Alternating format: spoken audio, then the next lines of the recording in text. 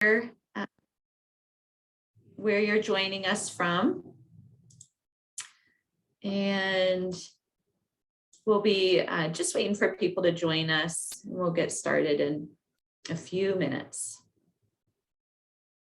You can also let us know, along with where you're calling from, if this is the first time you've done the R&R session, or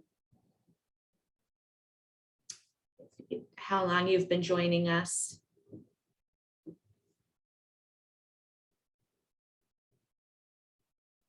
So we've got Gateway Technical College in Winnebago. Awesome. I'm in Oshkosh, so that's great. Oh, good. Welcome, Don.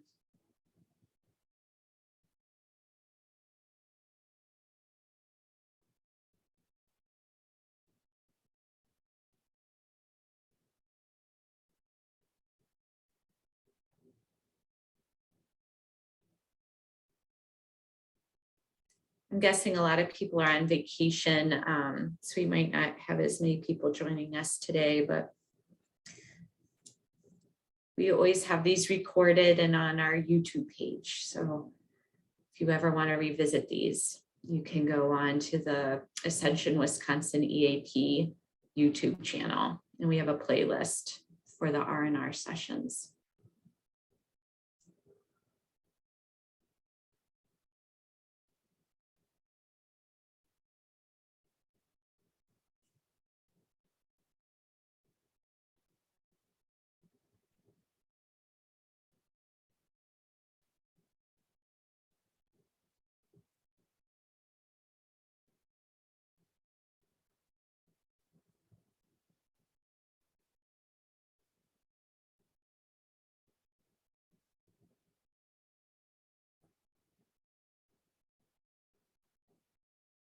All right, welcome everyone who's starting to join us. Welcome to the August R&R session. We've got folks putting in the chat room if this is your first time joining us, or how many times you've been able to participate in the R&R session, and also maybe where you're calling in from, zooming in from. We always like to see where people are working and living.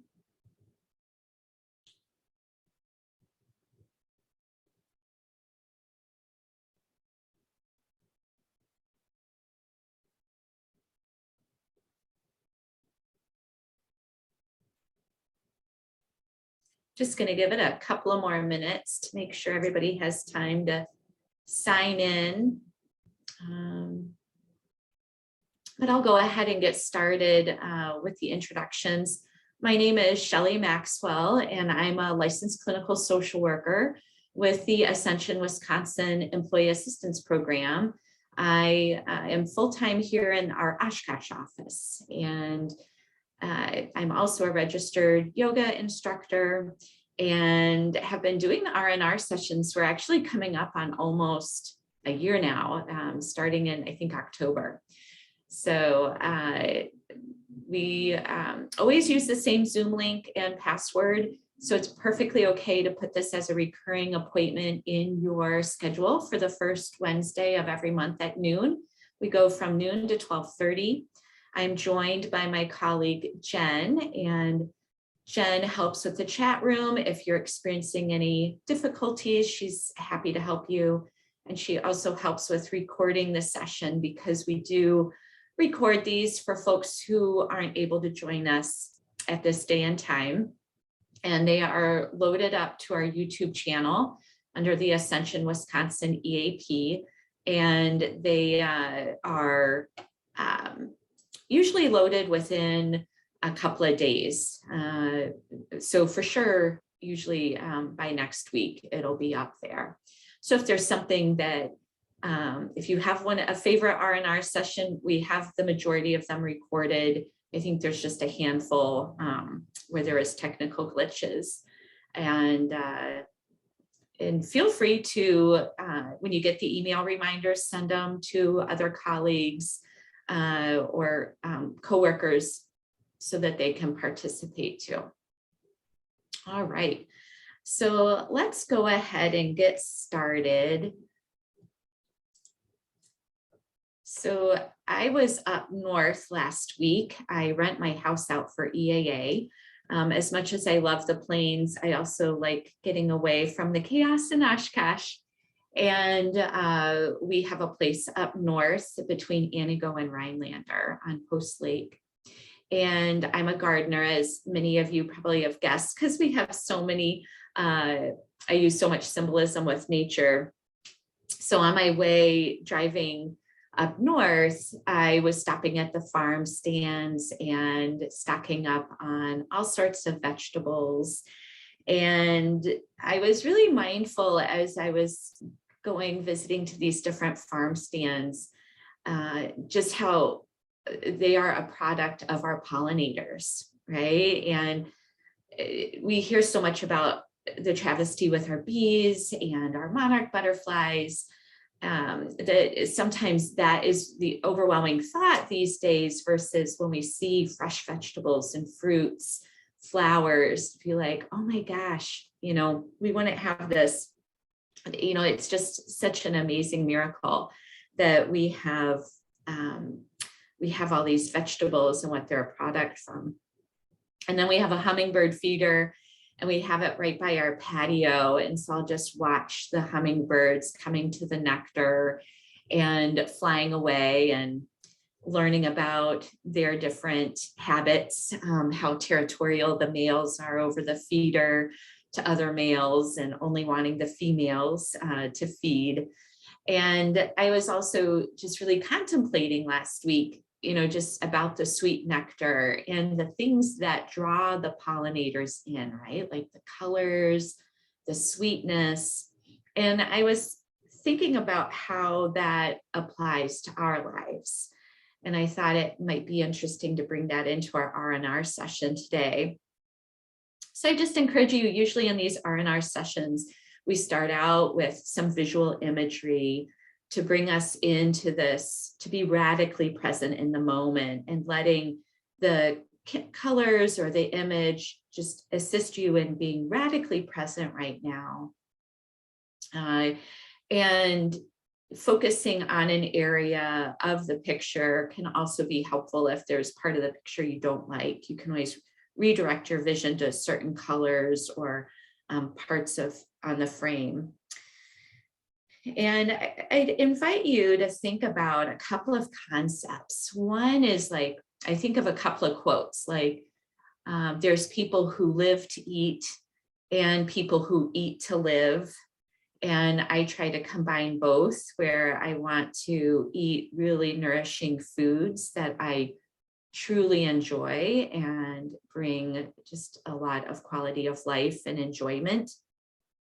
And then my mom, who had a chronic illness for decades, a very serious form of lupus, her mantra was like, there's a lot of healthy people out there living sick, and there's a lot of sick people out there living healthy. And my mom would often say it really took her loss of physical health that forced her to start making healthier choices. And even though she was struggling with health issues every day, she had control over the choices she made and how she fueled her body, how she nourished her body.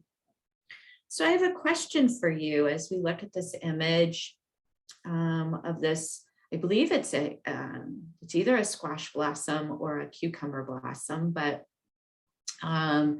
how do you know what nourishes you? How do you know what's good for you? What do you sense in your body when you're aware of nourishment? And you could think of like nourishment for your body, nourishment for your mind, nourishment for your spirit. So for those of you who've continued to join these R&R sessions, what prompts you? Is there nourishment in this in some way? And nourishment can be food, right? Like whole foods that really fuel our over 30 trillion cells in our body, but it might also be rest. It might be a good book, something that's mentally stimulating. It might be a good laugh, right? So be creative as you think about all the things that nourish you, give you that sense of well-being and contentment. And we're going to talk more in a few minutes about how breath is also nourishing. So, here's that image of the fruits and vegetables that we're finding at the farm stands. And I invite you, as you move on with your day and your week, to really take time to find nourishment even before you eat the food, right? Like mindful eating. When you're preparing your food, being conscious about the feel of the food in your hand, the colors, even before you move to the taste. You could even focus on the mindfulness of the sound and the differences of the sound as you cut the vegetables or prepare the vegetables. So, there's lots of ways that we can nourish ourselves beyond just eating, right? And mindfulness itself is nourishing. So take a moment here to bring your feet to the floor. If you're in a place where you can kick your shoes off, that's probably ideal. And find a comfortable sitting position in your chair. And bring awareness to your feet, the soles of your feet on the floor. And you might notice the texture. So my feet are on a wood floor right now, but I do have an area rug. So if I move my feet behind me a little bit, then there's the fuzziness of the carpeting. But sometimes carpeting has different textures and feels. So bring awareness to that, and you can even move your feet around a little bit. And feel free to either use the image for your eyes or colors, or gently close your eyes, either gazing gently through your eyelashes towards your nose or completely closing your eyes. And from here, we're going to engage our diaphragmatic breath, a breath that you want to use 24/7, but a lot of times we're doing paradoxical breathing. So diaphragmatic breathing does a much better job of regulating your nervous system because you're letting the lungs fill with air more efficiently. So what we do is we inhale and let the belly balloon, which is hard for some of us. We don't always like that sensation, but it's really important. We're letting the diaphragm drop and the lungs come down into the abdomen. And then as you exhale, that's where the effort comes in. We just gently squeeze the belly button, the abdomen area towards the back of your chair. And now we're bringing the lungs up into the bony structure of our rib cage to expel the air. And then when you're ready to inhale, release the effort and let yourself balloon. Let's do that for a couple of more breaths. You can even bring in a counted breath where you breathe in on 5 and exhale on 5.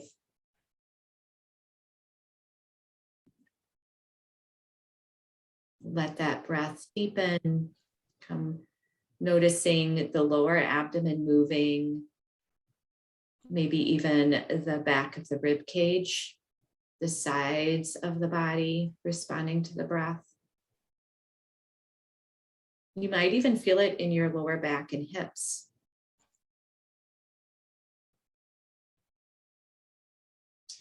Now we're going to bring our chin and just let it come forward towards that notch at the bottom of the neck.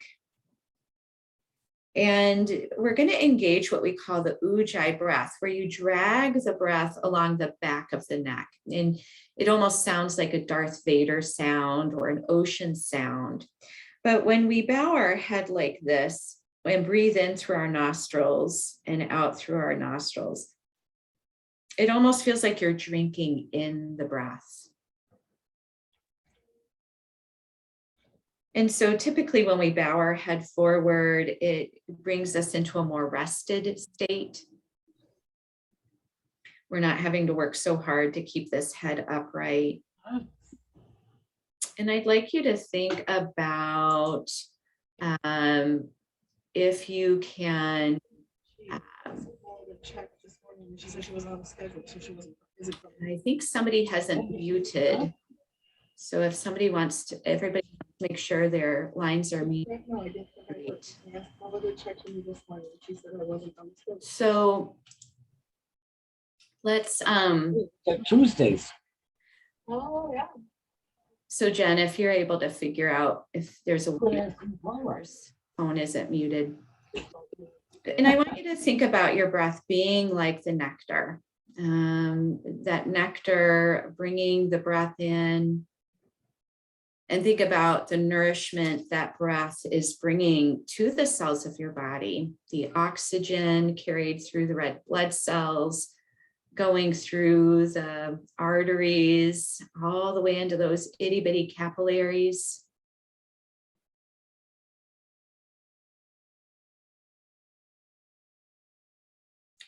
And this can be a very nice restorative pose in the middle of your workday. If you're noticing yourself becoming activated or even fatigued, you can bring your hands even to rest on your desk or resting your forearms on the arms of your desk chair. So you feel a little bit more supported, and you can bow your head forward and focus on the breath. And you don't have to do it for very long for that restoration to really come in. And there's something in a lot of different yoga practices where we talk about the nectar of the pose, or the nectar where you feel the benefit of it and you savor it, right? So nectar isn't just about consuming, the act of consuming, but it's in the sweetness of it, it's the savoring it and staying with it a little bit longer instead of rushing on to the next thing. So we're going to bring that into our chair stretches next. So I'm going to stop screen sharing and let's see. I don't know why I can never remember. Hey, Jen. Okay. Is my screen still up, or okay? It is. We can still see you, but we can also still see your screen. So can you unshare? Let's see. Oh, there you go. I see it. Okay. Now you're good. Yep. So let's go ahead and with our necks, still stretching on the back of the neck, bringing the chin down. Let's go ahead and do a couple of neck rolls. So we're going to bring that left ear over to the left shoulder. And then we're going to exhale to center and inhale over to the right. Exhale to center and inhale over to the left. Exhale to center. And one more time over to the right. And then back to center, taking in a deep in-breath. And exhale. We're going to reach the head up, reaching through the crown of the head. And you might need to reposition yourself in your chair so that you're a little bit more rooted into your sits bones. Reacclimate your feet to the ground. Try to bring your ankles right under the knees. And you can let your left forearm rest on your armrest if you'd like. We're going to sweep the right arm up so the bicep is by your ear. Now lift out of the hips, reach through the crown of the head, root that right sits bone and hip down. And slowly, as you exhale, start to stretch over to your left. Feel free to lean into that left arm, but you want to be lifting up through the abdominals, through the torso, and then over. And it's going to be a light side bend because we're not completely warmed up right now. And breathe. So maybe bring the chin towards the chest again, very gently, not all the way, and use that ujjayi breath. Listen for that deep sound. 2 breaths.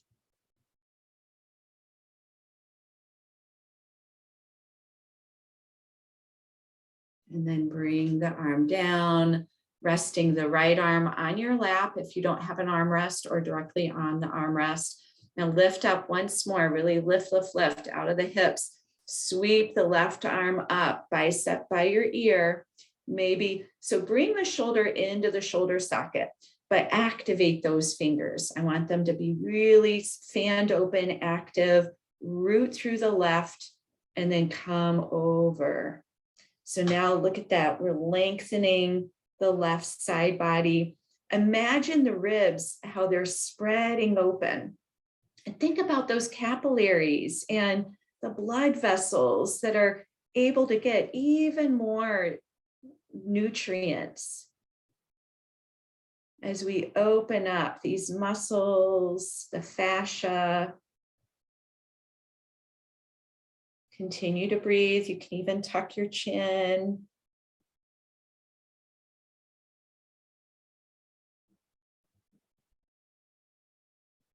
And then when you're ready, come out the way you came in, being purposeful and mindful. And now let's relax back into our chair and come into that nectar pose. So let the back of your chair really hold you, have your arms supported, and bow your head, close your eyes, and take a rest. Enjoy the benefits of those 2 stretches we did.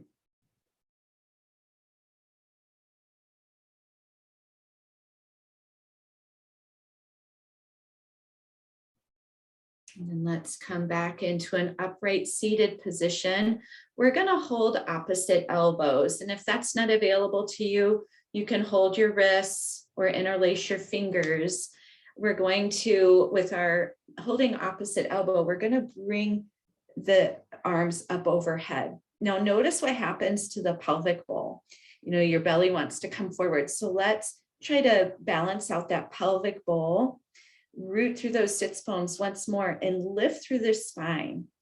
Imagine creating space through the vertebra. Up and up, maybe even lengthening through the back of the neck. Take a deep breath in, continue to breathe. And imagine sending breath into all those open areas you're starting to create. You might even find you get more length with each in-breath. And then we're going to do the opposite, where we're going to clasp opposite elbows behind our back. You might need to scoot forward in your chair. And again, if your elbows aren't available to you, you can clasp your hands to make a fist. You can even put your hands on your lower back. The idea is we're bringing those elbows back, our shoulders back, and we're bringing an opening into the heart space, into the front of our torso. You can tuck the chin here too. You can even, if you want, try to lift those arms away from the back, but very gently. You don't want to overdo it.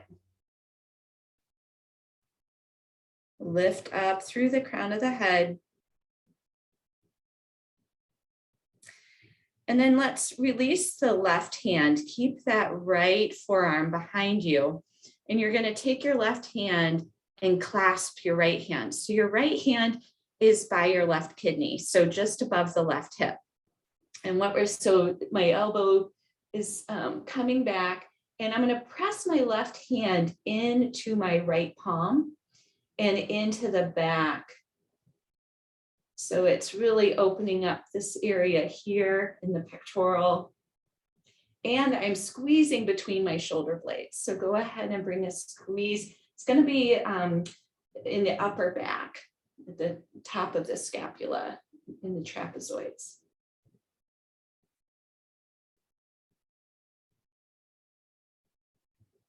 The trapezius muscles. And then let's switch sides. So we're going to bring that left forearm across the back. Your right hand is going to press the left palm, and that right elbow is going to be bent and doing much of the effort. Now, really anchor through the feet and anchor through the sits bones. Pull the abdominals in. You can even make a fist clasping the hands. Open up across the heart center. Across the, really spreading those collarbones.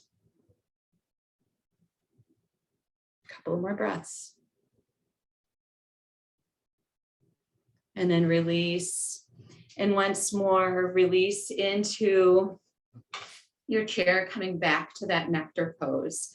And really drink in the sensation of the benefits of these stretches. You might even feel a little bit of bubbling, like almost like seltzer. It just means we really opened up some of those muscles that were tight and they're getting new blood flow or increased blood flow.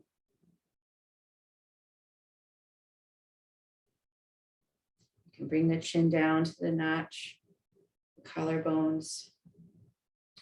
Then we're gonna lengthen the right leg. And so you're gonna need to come to the top, the front of your chair here. And your left knee is gonna stay bent, left ankle under the knee. And the right foot, we're gonna point and flex it a couple of times. So go ahead, point and flex the foot. And then we're gonna hinge at the hips. So you can even bring your hands so that your pointer finger is between your thighs and your hip as you hinge. And so that you're really working to not bend at the back, but you're hinging at the hips as you come forward. Now, hands can come in front and rest on the desk. Or if you have it available to you, you can reach your hands all the way down to the floor. You're going to really need to squeeze in the abdominals and through the pelvic floor as you reach forward. And it's more about the crown of your head coming forward to lengthen. Now, see if you can move where the ball of the foot comes down to the floor, and you're going to feel a really nice stretch along the shin.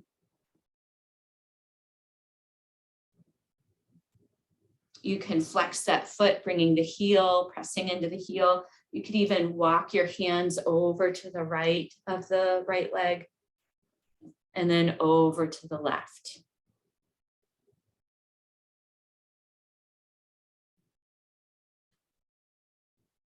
And then start to lift up. Bend that right knee, bring the ankle under the left, lengthen through the left leg and point and flex. And then once more, let's hinge over that left leg. Arms can come out and rest on the desk in front of you or on your leg or on the floor. Lengthening through the crown of the head. Maybe walk those hands over to the left side of the leg. Breathe into that hip. Maybe walk your hands over to the right side of the leg. Breathe. And then come up to center. Now we're going to open the legs up and we're just going to do a quick twist here. So our left hand is going to come to our lower back and our right elbow is going, or our right forearm is going to press into the inner thigh of the right leg. And we're going to look up to the sky or the ceiling. Breathe.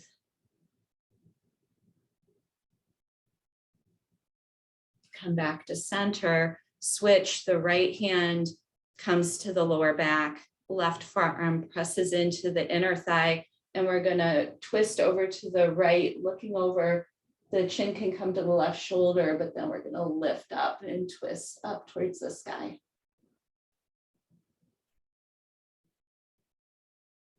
Fantastic. And we're going to come back to center. Bring the legs together, scoot back in your chair, and find your nectar pose.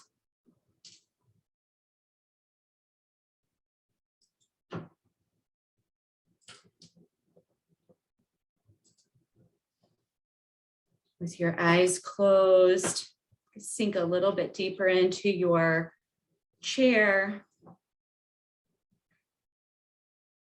You could even sit here with the soles of your feet together, your knees open wide a little bit.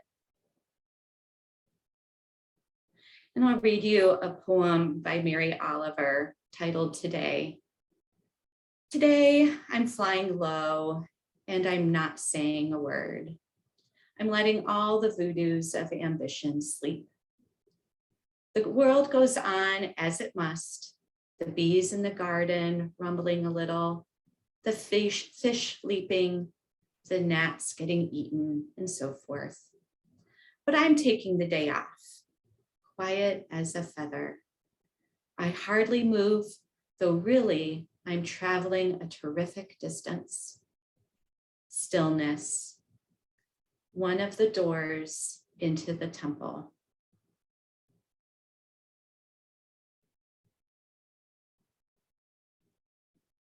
So taking a moment to drink in the nectar of the words from Mary Oliver. And I offer that rest to you anytime during the day. It doesn't mean that we have to take an entire day. It doesn't mean we have to make a huge effort. We can find these windows of rest anytime, and it, to engage that parasympathetic system. And anytime we come into forward folds and such, it's very calming to the nervous system. So I encourage you to find those moments of mindfulness through your days, whether it's through color, sound, what you're eating. Find ways to nourish your body, your mind, your spirit. And think about how that just adds to the quality of your day. Okay, and recognize that. Find those nectar moments. Don't rush through them. So I'm so glad you're able to join us today. The key word for those of you submitting for wellness points, the key word for today is nectar. And I have our contact information up. You can contact us by phone, email, website. Like I said, you can find this recording in a couple of days on our YouTube channel. And if you have any other questions, feel free to email us. That's probably the easiest way to get in touch. Or call. And There was one question okay. about the vagus nerve. Yeah. Spencer asked about it just a couple minutes ago, but one of your stretches saying, does that work the vagus nerve? Can you talk a little bit about that? Yeah, the diaphragmatic breathing is always activating that vagus nerve, but certainly the forward folds deepen it. But diaphragmatic breathing is the easiest way when we expand the breath and we compress the vagus nerve between the diaphragm and the belly, and it loves it. And we get a lot of endorphins. And so sometimes people even have you hold the breath on the inhale and then even doing a longer exhale to stimulate that vagus nerve even more. And then the forward fold certainly also. So great question. All right. So we're going to go ahead and sign off, and we'll see you all next week or next month.